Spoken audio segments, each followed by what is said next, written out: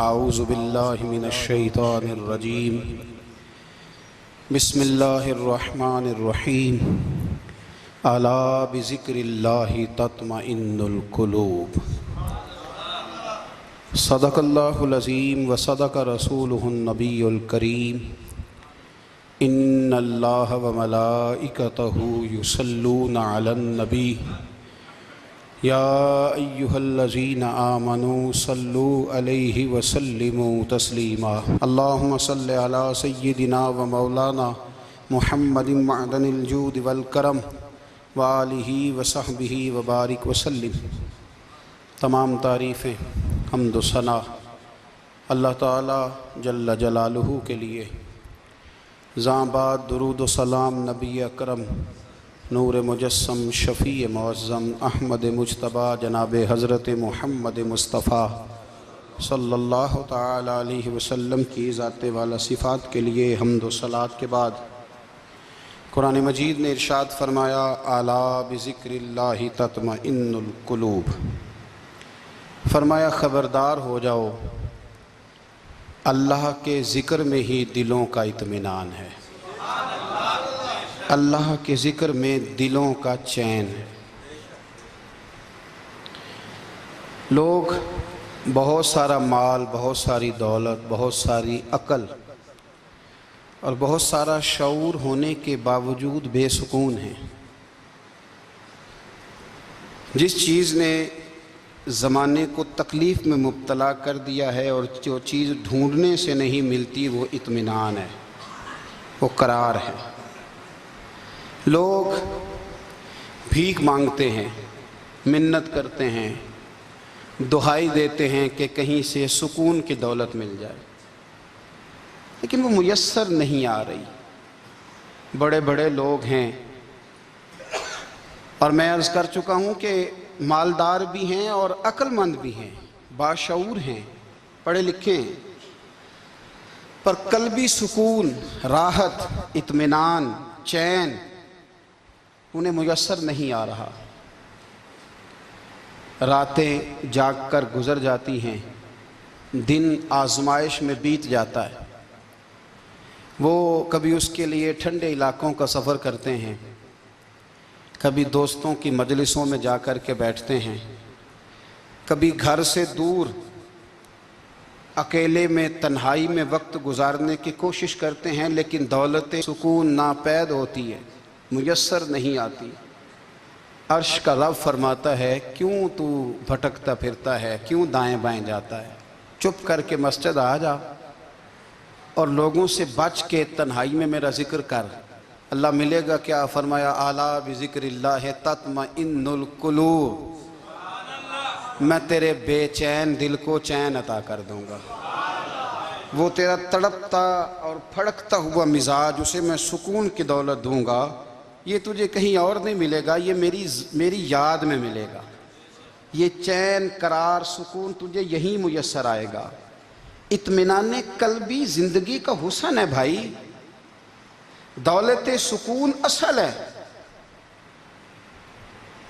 بڑے ٹھنڈے کمرے میں کچھ لوگوں کو نیند نہیں آتی، اور داتا صاحب رحمۃ اللہ علیہ آپ جائیں تو دونوں سڑکوں کے بیچ جو فٹ پاتھ ہے نا، اس پہ بھی کچھ لوگ سوئے ہوتے ہیں۔ ادھر سے بھی گاڑیاں گزرتی ہیں، ادھر سے بھی گاڑیاں گزرتی ہیں، لیکن بس نیند ہے نا، اللہ کا فضل ہے، اس نے دے دی ہے، آنے والوں کو آ گئی ہے۔ اطمینان قلبی، میرا معاشرہ بے سکون ہے، بے قرار ہے۔ مجھے کچھ لوگ کہتے ہیں جی میں آج کل بڑا بور ہو رہا ہوں، تو میں کہتا ہوں یار ہمیں تو ٹائم ہی نہیں ملا آج تک بور ہونے کا، نہیں وقت ہی نہیں اتنا میسر آیا، کون سا ٹائم نکالے جس میں بندہ بور ہو؟ وہ تو ہے کہ انسان کچھ فارغ ہو، کہیں اس کے پاس گنجائش ہو تو بور بھی ہو لے۔ کیسے بور ہو لیتے ہو؟ یہ کیا ہوتا ہے بور ہونا؟ زندگی میں اتنا وقت ہی کہاں ہے کہ انسان بور ہوتا پھرے اور یہ تصور بناتا پھرے کہ میں بڑی آزمائش میں ہوں، تو میں بڑے بور ہو رہا ہوں، تو میں بڑی تکلیف میں ہوں۔ تو وقت بہت زیادہ ہے ہمارے پاس، لایانی کاموں میں ضائع بڑا ہوتا ہے، تو ہم بور ہوتے ہیں، پریشان ہوتے ہیں۔ اللہ فرماتے ہیں یہ جو میری یاد ہے نا، لیکن اس کا بھی ایک طریقہ ہے یاد کا، اس طریقے سے اگر میرے رسول کریم علیہ السلام نے فرمایا اللہ کا ذکر اس طرح کرنا کہ دیکھنے والا تمہیں دیوانہ سمجھے۔ لوگ سمجھیں کہ کوئی مجنون ہے، کوئی جنونی ہے، کوئی پاگل ہے۔ یہاں اللہ تعالیٰ معاف کرے، آپ ذکر کی مجلس چھیڑیں، آپ نعت شریف کی مجلس چھیڑیں تو بہت سارے لوگ پروفیسر بن جاتے ہیں، وہ ساری نہیں ہلاتے، ان کی زبانی حرکت میں نہیں آتی۔ حالانکہ رب کریم کا ذکر اس طرح کرو کہ دیکھنے والا تمہیں دیوانہ سمجھے، کہیں اور کھونے کی ضرورت ہی نہیں۔ میرے حبیب گویا ہمیں فرماتے ہیں تو رب کے ذکر میں اس طرح کھو جا کہ تجھے دنیا کا خیال ہی نہ رہے، تجھے پھر دنیا کی ہوش نہ رہے۔ لیکن اگر نماز میں بھی خیال غیر آئے، ذکر میں بھی توجہ کہیں اور ہو، زندگی میں وہ عجیب لمحہ تھا، وہ میرے ساتھ تھا اور میں تنہا تھا، اگر ماحول یہ ہو کہ آپ کہیں جسم کے ساتھ تو موجود ہوں، روح موجود نہ ہو، تو پھر لذت ذکر بھی میسر نہیں آتی، پھر کیف نہیں حاصل ہوتا۔ یاد رکھیں کہ اس طرح کھو کے رب کی یاد کہاں سے کیف آئے گا؟ الجھ ہی پڑا گئے ہیں۔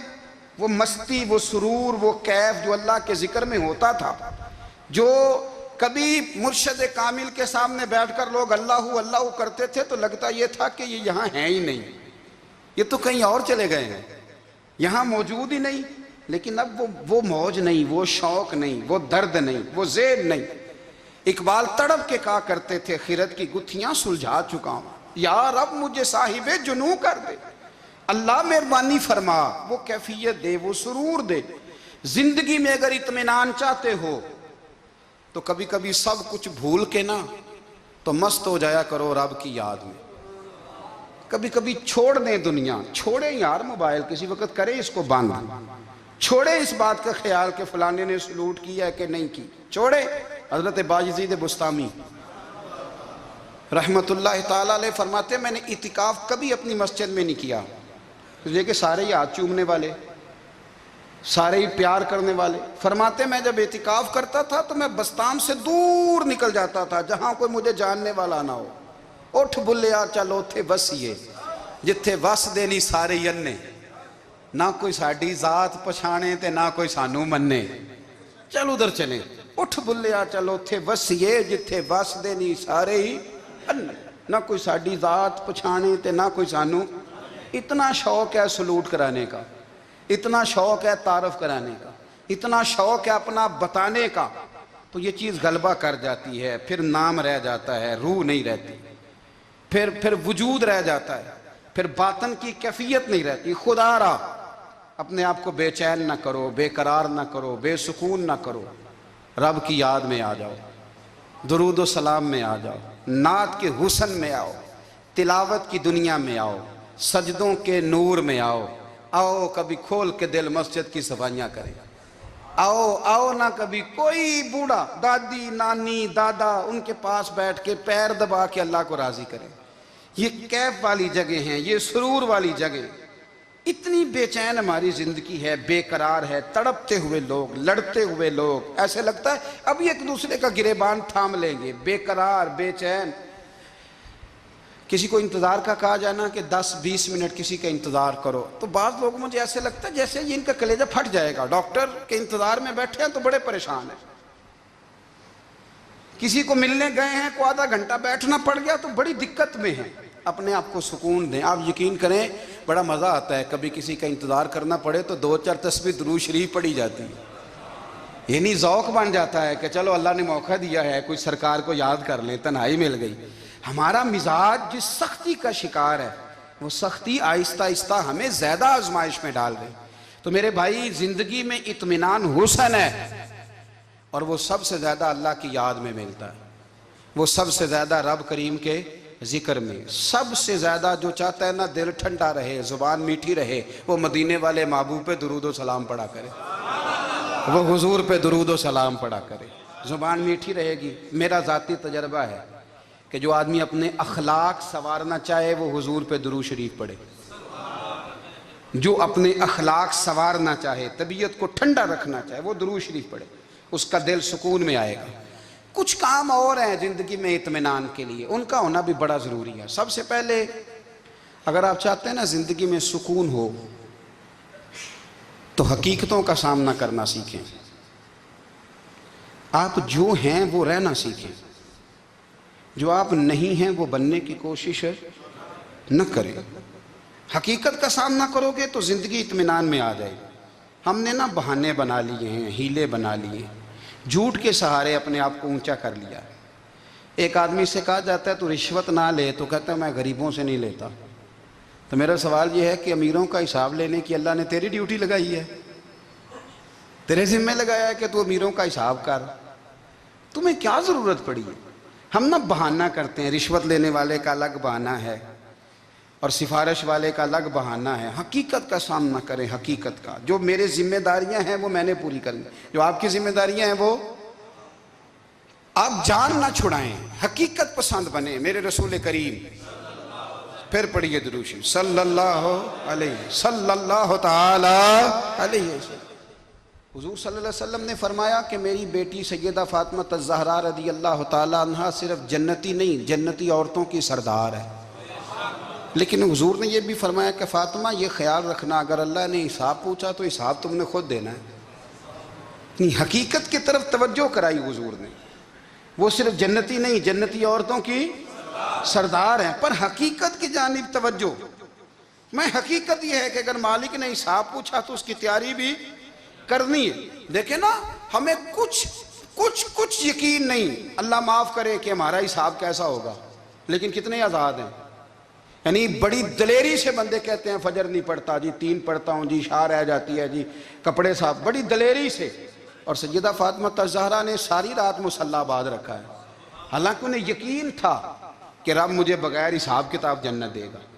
حقیقت کا سامنا کریں، جو حقوق آپ کے ہیں وہ آپ نے ادا کرنے ہیں، جو ذمہ داریاں ہیں وہ ذمہ داریاں ہیں۔ دیکھیں نا، حضرت موسیٰ کلیم اللہ علیہ السلام کے پاس اسرائیل روح نکالنے آئے تو حضرت موسیٰ نے تھپڑ مارا، آنکھ نکال دی، واپس گئے۔ اللہ انہوں نے تو جلال فرمایا ہے، کہا موسیٰ علیہ السلام سے کہیے بیل کی پشت پر ہاتھ رکھیں، جتنے بال ان کے دست مبارک کے نیچے آئیں گے اتنے 1000 سال ان کی عمر بڑھا دی جائے گی۔ یعنی میرے کان میں کوئی بتا دے کہ جناب 60 سال بڑھ گئی، کیا آپ کے کان میں کوئی کہہ دے تو خوشی ہوتی ہے کہ نہیں؟ لیکن یہ حقیقت پسندی نہیں، اس لیے کہ 60 بھی گزر جائیں گے، 70 بھی، یہ حقیقت نہیں۔ حضرت موسیٰ کلیم، چلے میں مثال دیتا ہوں، سمجھ لے 10 بال، حالانکہ بہت زیادہ آتے ہوں گے، 10 بال اگر حضرت موسیٰ کے ہاتھ کے نیچے آئے تو 10,000 سال تو عمر بڑھ گئی نا۔ 10 یعنی 10 سال نہیں، 10 100 نہیں، 10 بہت زیادہ تھی نا۔ تو حضرت موسیٰ کلیم اللہ علیہ السلام سے آ کے عرض کیا گیا، حضور بیل کی پشت پر ہاتھ رکھیں، جتنے آپ کے ہاتھ کے نیچے بال آئیں گے اتنے 1000 سال عمر بڑھ جائے گی۔ تو حضرت موسیٰ نے حقیقت پسندی والی بات کی، فرمایا پھر کیا ہوگا؟ 10,000 سال کے بعد پھر کیا ہوگا؟ کہا حضور جانا تو پھر بھی ہے، فرمایا پھر ابھی چلتے ہیں۔ اگر جانا ہے نا، جانا ہے تو پھر، اگر جانا ہے تو پھر ابھی۔ اور سجنوں، اگر نماز پڑھنی ہے تو ابھی کیوں نہیں؟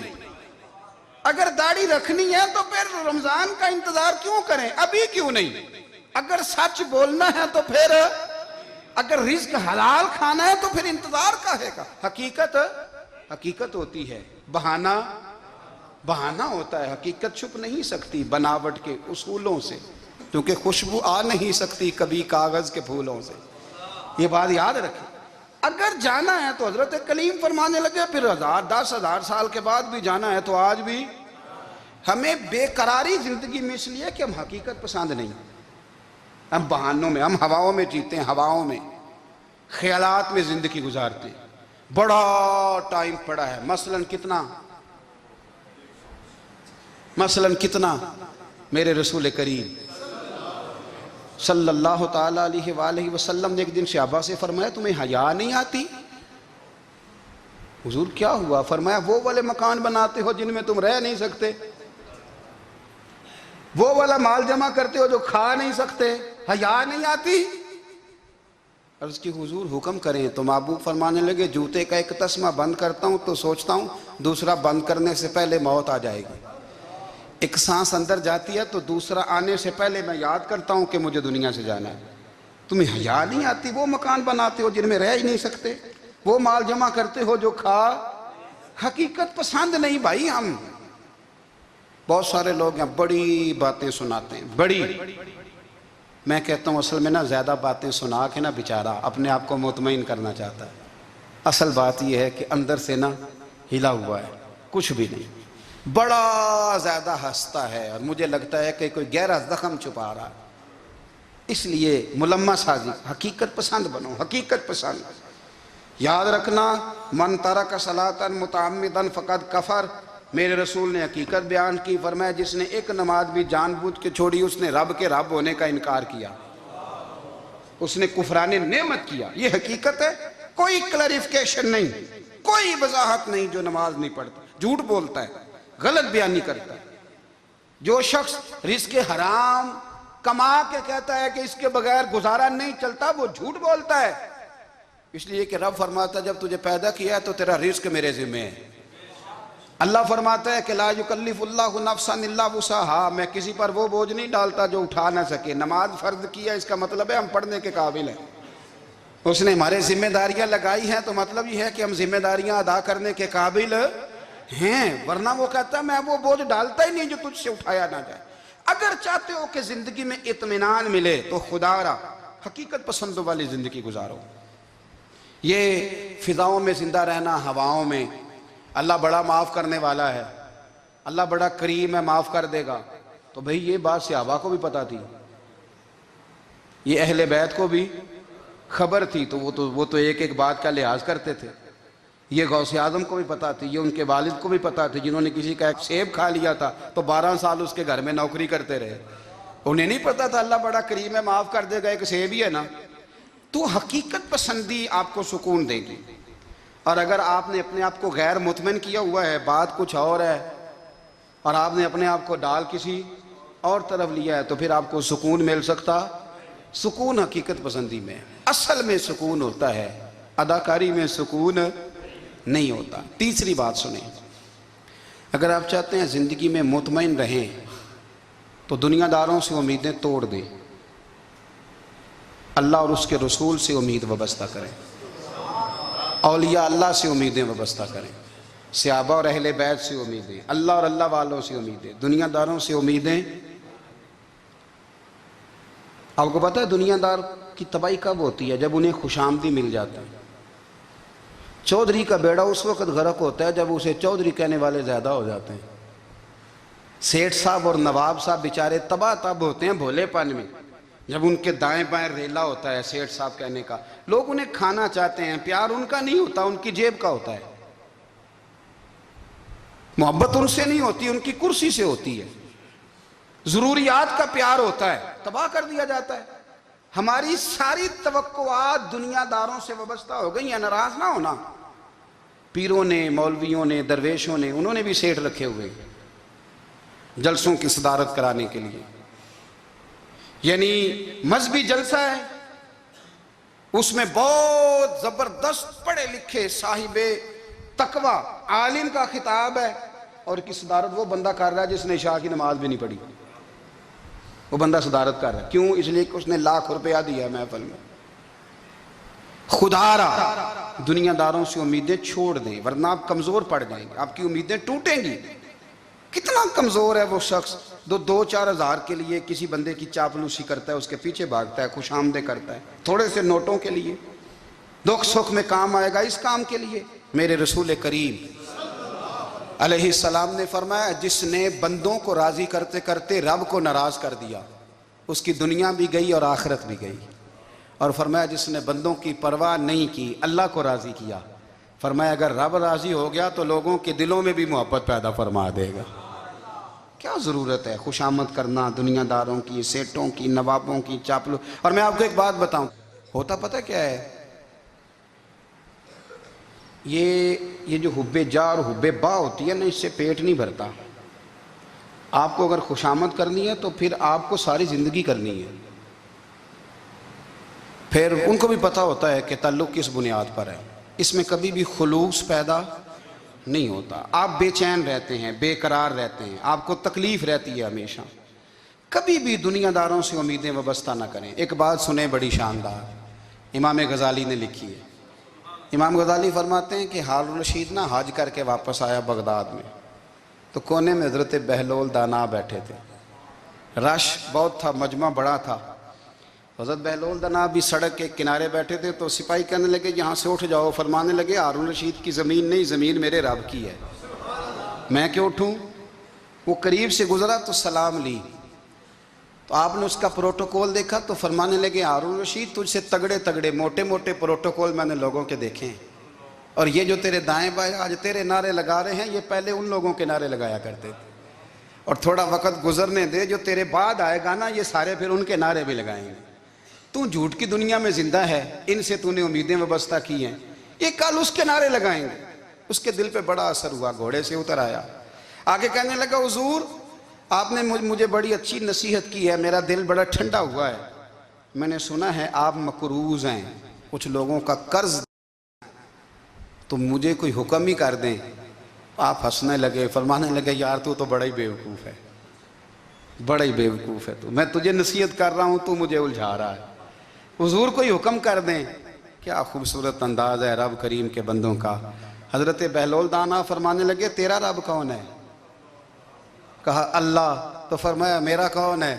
کہا اللہ۔ فرمانے لگے یہ تو نہیں نہ ہو سکتا کہ اللہ ہارون رشید کو دیتا رہے اور بہلول دانا کو بھول ہی جائے، یہ تو نہیں نہ ہو سکتا کہ ہارون رشید کو دیتا رہے اور بہلول دانا کو بھول جائے۔ فرمایا اس کا دل، اس کا ارادہ ہوا، ارادہ قدرت ہوا کہ بہلول مقروض رہنا چاہیے، تو اگر رب مجھے رکھنا چاہتا ہے، دکھ قبول محمد بخشا راضی رہن پیارے، اگر وہ چاہتا ہے میں مقروض رہوں تو میں بھی چاہتا ہوں کہ میں مقروض ہی رہوں، یہ تو نہیں نہ ہو سکتا کہ تجھے دے اور مجھے نہ دے۔ فرمایا میری تجھ سے کوئی امید نہیں، مجھے جب بھی دے گا میرا رب بھی دے گا، اور وہ دے گا تو پھر انشاءاللہ خزانے کھول کے دے گا۔ دنیا داروں سے امیدیں وابستہ کرنا، لوگوں کے پیچھے، یہ چھوڑ دیں، آپ بے چین رہیں گے، بے قرار رہیں گے۔ اللہ والوں سے ضرور امیدیں وابستہ کریں، اس لیے کہ ان کے پاس جو کچھ ہوتا ہے وہ دراصل رب کا ہی ہوتا ہے، لیکن سیٹھوں سے، نوابوں سے، سیاستدانوں سے باز آ جائیں، ہماری بڑی امیدیں وابستہ ہیں۔ میں اکثر کہتا ہوں جتنے پھیرے نوکری کے لیے دنیا دار کے دروازے پہ لگائے ہیں نا، اس سے کم دفعہ مسجد میں نفل پڑے ہوتے تو رب اتنی بڑی مہربانی فرما دیتا۔ تیسری بات یہ یاد رکھیں، اگر سکون لینا چاہتے ہیں نا، اگر سکون لینا چاہتے ہو نا تو لوگوں کو ڈسکس کرنا بند کر دو۔ کس کو اللہ نے کتنے پیسے دیے ہیں وہ جانے اور اللہ جانے، کس کو اللہ نے کتنی گاڑیاں دی ہیں وہ جانے، اور لوگوں کو ڈسکس کرنا جی۔ یعنی میں ایک جگہ بیٹھا تھا تو ایک صاحب گاڑی والا گزرا، گاڑی میں بیٹھ کے، اس کا پڑوسی تھا، کہندے تھا منہ ہے کار والا، میں کہ وہ تے ہے تاں ہی بیٹھا ہے، تے ہن میں کہ سمجھانا سی نا انہوں، میں کہ توں تے میں حساب لائیے بھی ساڈے کول کوئی نہیں، وہ تے ہے، دیکھیں نا اللہ نے اسے دی ہے نا، تو اللہ نے چاہا نا وہ کار میں بیٹھے، تو جس نے پھٹے پہ بیٹھ کے یہ تبصرہ کیا کہ منہ ہے کار والا، میں کہ ابھی وہ تے ہے تاں کار ہے تھے۔ اب مجھے اور تجھے اندازہ لگانا چاہیے کہ ہم کیا یہ بحث ہے، یعنی اللہ کو چاہیے تھا معاذ اللہ کے پہلے تجھ سے پوچھتا کہ اسے کار دینی ہے کہ نہیں، کیا مطلب فضول بحث ہے۔ وہ چیز ہمیں اتنا تنگ کرتی ہے، اتنی تکلیف دیتی ہے کہ آپ یقین کریں سارا دن اسی کو ڈسکس کرتے ہیں، سارا دن اس کے پاس گاڑی ہے، اس کے پاس کار ہے، فلانے کا پیسہ 1 نمبر ہے، فلانے کا 2 نمبر ہے، فلانے کا 6 نمبر ہے۔ اصل بات کے اندر حسد ہے، اس کو نکالو۔ ایک بات کہنے لگا ہوں، اسے یاد رکھنا، میرے اعلیٰ حضرت رحمۃ اللہ علیہ فرمایا کرتے، حسد کرنے والا بندوں پر اعتراض نہیں کرتا، اللہ پر اعتراض کرتا ہے۔ وہ کہتا ہے اللہ اسے کیوں دیا ہے، اتنا کیوں دیا ہے، معاذ اللہ وہ اللہ کی تقسیم پر اعتراض کرتا ہے۔ حسد کرتے ہو بے چین رہو گے، حسد آپ کے دل کو تڑپا کے رکھ دے گا، چھوڑے۔ اللہ بڑا کریم ہے، جس کو جہاں چاہتا ہے وہاں بٹھا دیتا ہے۔ آپ قطعاً اس بحث میں نہ پڑیں کہ اللہ نے کس کو کتنا دیا ہے، کب دیا ہے، کیوں دیا ہے، وہ بڑا بے نیاز ہے۔ حسد آپ کو تباہ کرے گا۔ دنیا میں پہلا گناہ جو ہوا تھا وہ حسد تھا۔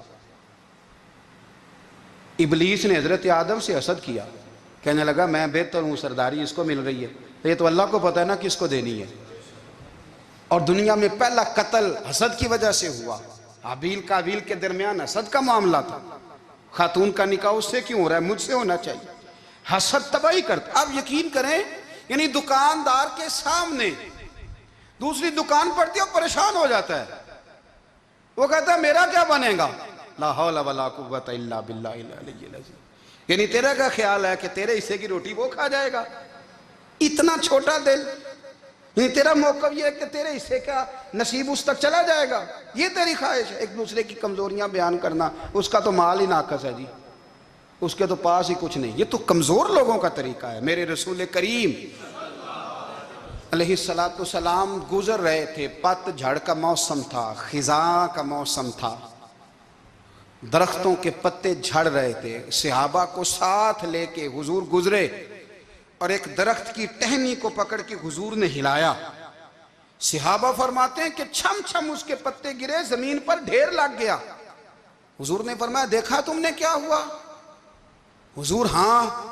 فرمایا کتنی تیزی سے پتے جھڑے ہیں، صرف تنا رہ گیا ہے اور خالی ٹہنیاں رہ گئی ہیں، کوئی حسن بچا ہے؟ حضور نہیں. تو نبی کریم فرمانے لگے جو حسد کرتا ہے نا، اس کی نیکیاں بھی اسی طرح جھڑ جاتی ہیں،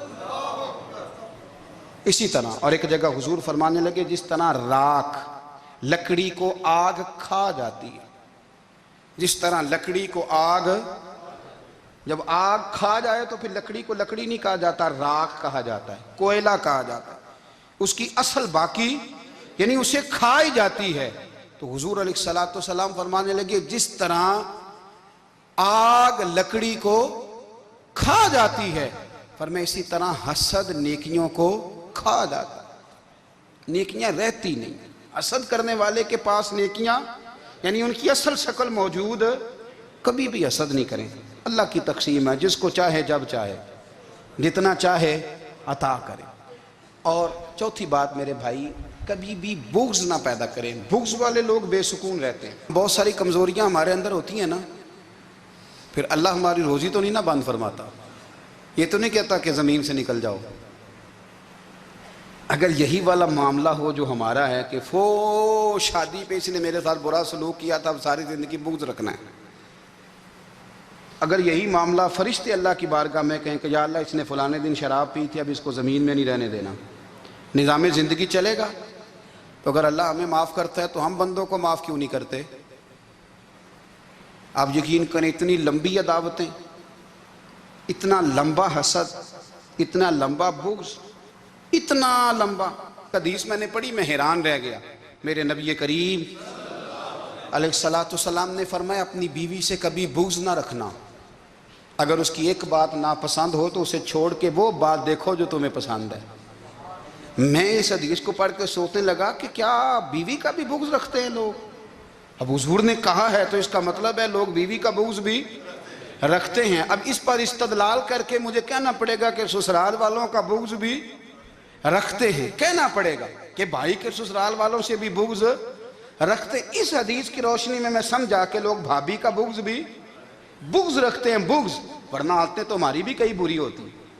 اگر عادات ایک وجہ بنے اختلاف کی تو عادتیں تو ہماری بھی کئی بری ہیں، لیکن ہم اپنی بری عادتوں سمیت اپنے آپ سے پیار کرتے ہیں، اور سامنے والے کی ایک بھی عادت بری ہو تو اس سے بغض رکھتے ہیں. بغض نہ پیدا کریں. میرے نبی پاک علیہ السلام نے فرمایا کچھ چیزیں تمہارے دین کو مونڈ ڈالیں گی، تباہ کر دیں گی، کاٹ دیں گی. حضور کون سی؟ فرمایا حسد، تکبر اور بغض، یہ تمہارے دین کو تباہ کر دیں. ہم بے چین اس لیے ہیں کہ ہم نے بہت سارے لوگوں کا بغض پالا ہوا ہے، اور ہر فیلڈ میں سیاستدان نے سیاستدان کا، ذاتیات پر اتر کے بات کرتے ہیں، معزز ترین لوگ، تاجر نے تاجر کا، اللہ ماشاءاللہ بعض جگہ پہ اہل علم بھی ایک دوسرے سے عداوت رکھتے ہیں. خدا را دل رب کریم کے آنے کا ٹھکانہ ہے. یہ صاف ہوگا تو اس میں رب رسول کے جلوے ہوں گے. اگر اس میں عداوت ہو، اس میں بغض ہو، اس میں کینہ ہو، نفاق ہو، سنیں میرے رسول کریم حضرت ابو بکر صدیق رضی اللہ تعالیٰ عنہ کہتے ہیں میں رو ہی پڑا. مکہ فتح ہوا نا تو اکرمہ بن ابو جہل نے پیغام بھیجا کہ میں نا کلمہ پڑھنے کے لیے آ رہا ہوں. بات لمبی ہے، میں موضوع پہ رہنا چاہتا ہوں. کہتے ہیں جب وہ آنے لگا نا تو نبی پاک نے ہم سب کو بلایا، ہم حاضر خدمت ہوئے. تو حضور فرمانے لگے کہ اس کے باپ نے نا بڑا ظلم کیا ہے ہمارے ساتھ، ابو جہل نے بڑا ستایا ہے، بڑی تکلیف دی ہے. آپ مجھے بتلائیں کہ وہ ایک دفعہ کسی شادی پہ بحث ہوتی ہے بیوی کے بھائی کے ساتھ، پھر ساری زندگی اس بیچارے کو معافی وہ 10 دفعہ گھر آتا ہے معافی مانگنے پر سوال ہی نہیں پیدا ہوتا میں او ہو مجھے ہی کہہ دیا یعنی پھر میں مجھے ہی کہہ دیا آپ نے اور میری شان میں بے ادبی اور پھر میں معاف کر دوں توبہ توبہ توبہ یہ کیسے ہو سکتا ہے میری ناک نیچی ہو جائے گی اور آپ نے مجھے کہہ دیا سوال ہی نہیں پیدا ہوتا اور یہ رونا میں اکثر ہوتا ہوں کہ شادی والے دن داماد صاحب کا زیادہ دماغ خراب ہوتا ہے جب چھوٹی سالی کی شادی ہوتی ہے نا اس دن اس کو بخار چڑھتا ہے کوئی اس کو کان میں کہتا ہے تیری عزت نہیں کر دے اس دن اس کا دماغ خراب ہو جاتا ہے بچے اٹھا کے نکل آتا ہے وہ بیچارہ سسر منتیں کر رہا ہوتا ہے کہ تیری مہربانی آ جا یہ عزت کرا رہا ہے تو میں نے کہا احتجاج کر کے جو عزت کرائی جاتی ہے وہ عزت نہیں ہوتی ہاں یہاں مانگ کے عزت لیتے ہیں لوگ یا احتجاج کی کوئی عزت ہے آپ کے اندر کمالات اتنے ہوں کہ آپ کی عزت کرنے کو دل چاہے یعنی مزہ آئے یعنی لطف آئے یعنی آپ دور بیٹھے ہوں تو کسی کا دل کرے آپ کو اسٹیج پہ بلانے کے لیے یہ کیا بات ہوئی کہ چھائے جانا اور بھاگ کے آگے جانا ان سے نکلیں اکرمہ بن ابو جہل کلمہ پڑھنے کے ارادے سے آ رہے ہیں حضور علیہ السلام نے صحابہ کو بلایا کتنی زیادہ دعوت رکھی جا سکتی تھی معاذ اللہ کب سے وہ چلا تھا ظلم کرنے اور اس کے بعد اس کا بیٹا شروع ہو گیا کتنی باتیں تھیں جو ناقابل معافی تھیں پر کریم رسول نے ہمیں بتلایا ہے کہ سکون والی زندگی کہتے کس کو ہے جب سب لوگ جمع ہو گئے تو حضور نے فرمایا بھئی وہ کلمہ پڑھنے آ رہا ہے اس کے باپ نے ظلم بڑے کیے ہیں پر میری نصیحت یہ ہے کہ اس کے سامنے اس کے باپ کو کوئی برا نہ کہے خبردار کوئی اس کے سامنے کوئی بات نہ کرے اب وہ کلمہ پڑھنے آ رہا ہے مطیع ہو کے آ رہا ہے بان کے آ رہا ہے کہتے ہیں اللہ کے رسول نے نا کافی دیر تک خطبہ دیا بریفنگ دی بات سمجھائی جناب صدیق اکبر کہتے ہیں میں رو پڑا ایک صحابی مجھے کہنے لگے تمہیں کیا ہوا تو میں نے کہا میں مصطفیٰ کی رحمت پہ رو رہا ہوں دیکھو کن کے لیے حضور گراؤنڈ بنا رہے ہیں اے دیکھو کن کے لیے حضور تیاری کر رہے ہیں جنہوں نے ساری زندگی دشمنی کی خدا را یہ اندر سے عداوتیں نکال پھینکو او بھائی اتنا تو لمبا ٹائم ہی کوئی نہیں اتنا تو وقت ہی کوئی نہیں اس کو صاف رکھو بندہ کوئی کر بھی گیا تو کوئی عرض نہیں چنگی مندی سجنا کھولو 100 واری ہو جاندی یار یاراں دا گلہ نہیں کر دے اصل پریت یار یاراں دا جڑا گلہ کردا جے یار نہیں جی ہوندا ہاں پکی بات پکی پیڑی میرا ایک سنگی مجھے آ کے آنے لگا فلانی جگہ بندہ یہ بات کر رہا تھا میں کہ تو ہوتے ہی سے سوندا سے تم ہی نال ہی سے میرا تو سجن بات ہو نہیں سکتا چنگی مندی سجنا کولوں 100 واری ہو جاندی یار یاراں دا گلہ نہیں کر دے اصل پریت جنہ دی ہاں جو بندے پھر ہوتے اس طرح کے ان کے لیے بھی میاں صاحب نے کہا ہے ان کے لیے بھی میاں صاحب نے کہا ہے ان کے لیے بھی آپ نے بات ارشاد فرمائی ہے آپ نے فرمایا چنگا ہویا لڑ نیڑیوں چھٹا کتے عمر نہیں لنگی ساری بے قدران دی یاری کولوں توبہ لکھ لکھ باری او چنگا ہویا لڑ نیڑیوں چھٹا کتے عمر نہیں لنگی ساری یہ اس طرح کا تھا نا شکوے کرنے والا بغض رکھنے والا فرمایا بے قدران دی یاری کولوں توبہ یعنی لاکھ تے لاکھ کنے ہو گئے یعنی 2 لاکھ باری توبہ کی تھی انہوں نے گنی نہیں جا سکتی جتنی میاں صاحب نے توبہ کر دی بے قدرے دوست بے قدران دی یاری کولوں توبہ لکھ لکھ باری چنگا ہویا لڑ نیڑیوں چھٹا کتے عمر نہیں لنگی ساری تو مہربانی کریں ایک تو اگر آپ مطمئن رہنا چاہتے ہیں تو کبھی کبھی نا مست ہو کے ذکر الہی کریں مست ہو وہ والا ذکر نہیں جس میں آپ موبائل بھی دیکھ رہے ہیں اور کہانیاں بھی میرے سامنے کو بندہ جمعے والے دن یا تقریر کے درمیان تسبیح لے کے بیٹھ جائے تو میں اس سے پوچھتا ہوں تو 2 کام ایک ٹائم جکے میں پہ کرنا ہے میری بھی بات سن رہے ہو تسبیح پڑھی تو ممکن ہی نہیں تسبیح تو تسبیح ہے جب وہ ہوگی تو پھر کوئی اور کام سوال ہی نہیں پیدا ہو ایک تو ذکر کریں محو ہو دوسری بات حقیقت کا سامنا کریں آپ اگر مطمئن رہنا چاہتے ہیں تو حقیقت پسند بنیں تیسری بات حسد چھوڑ دیں دوسروں کو ڈسکس کرنا چھوڑ دیں آپ یہ دیکھیں کہ اللہ نے مجھے کیا کچھ دیا اس پہ راضی رہیں اور چوتھی بات عداوت چھوڑ دیں سینے میں کینہ چھوڑ دیں آپ کی زندگی مطمئن ہو جائے گی آپ خوشحال رہیں گے وہ جو آپ لفظ کہتے ہیں نا کہ میں بور ہوں میں پریشان ہوں اس سے آپ نکل آئیں گے اللہ ہمیں محبوب کی غلامی میں زندہ رکھے غلامی میں موت